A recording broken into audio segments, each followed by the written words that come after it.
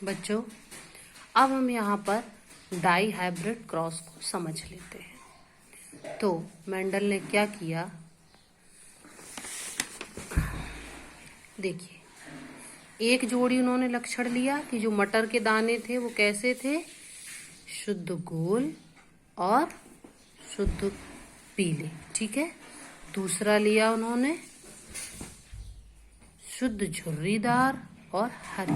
ठीक है। ये झुर्रीदार, ये गोल, ये आकार है, और पीला और हरा ये रंग है। ठीक है। तो ये पेरेंट जनरेशन है। ठीक है। अब जब इनका आपस में क्रॉस कराया तो इन्हें कैसे प्राप्त हुए, संकर पीले गोल पैदा हुए। हमने जैसा यहाँ आपको बता दिया था कि गोल और पीले बीज कैसे हैं, प्रभावी, जबकि झुर्रीदार और हरे अप्रभावी। ठीक है।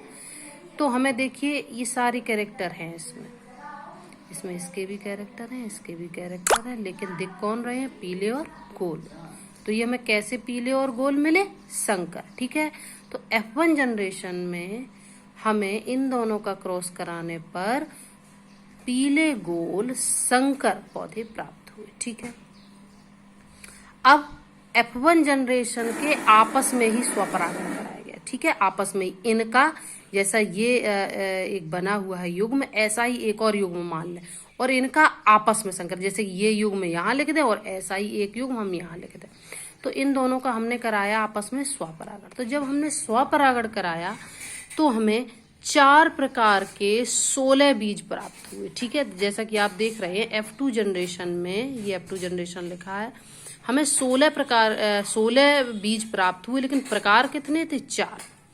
इनमें से 9 ऐसे पौधे थे जो पीले और गोल थे, 3 ऐसे थे जो पीले और झुर्रीदार थे, 3 ऐसे थे जो हरे और गोल थे, और 1 ऐसा था जो हरा व झुर्रीदार था। देखिए यहां पर हमें संकर मिले थे। ठीक है। केवल हमें 1 लक्षण प्राप्त हुआ था पीले और गोल का, लेकिन जैसे ही F2 जनरेशन में आते हैं हमें सारे लक्षण अलग अलग दिखाई देते हैं। ठीक है। 4 प्रकार के हमको लक्षण दिख जाते हैं।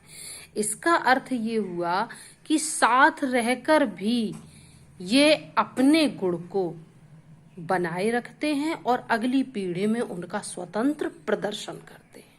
ठीक है। तो देखिए मेंडल ने क्या कहा, उन्होंने कहा कि जब 2 जीव 2 या 2 से अधिक युग्म विकल्पी लक्षणों में एक दूसरे से भिन्न होते हैं। देखिए ये भिन्न है, ये भिन्न है, ये भिन्न है।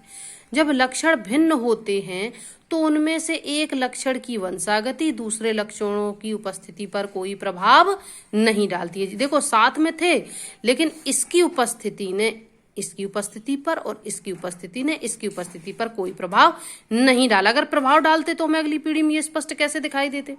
इसका मतलब इनका अस्तित्व तो बना रहा, तभी तो उन्होंने अगली पीढ़ी में जाकर अपना स्पष्ट अस्तित्व दिखा दिया।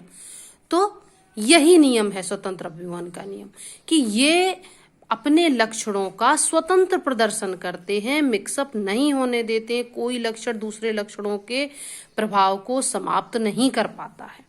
यही है मेंडल का तृतीय नियम, जैसा कि हमने देखिए यहाँ पर लिख दिया है, स्वतंत्र अभिव्यूहन का नियम।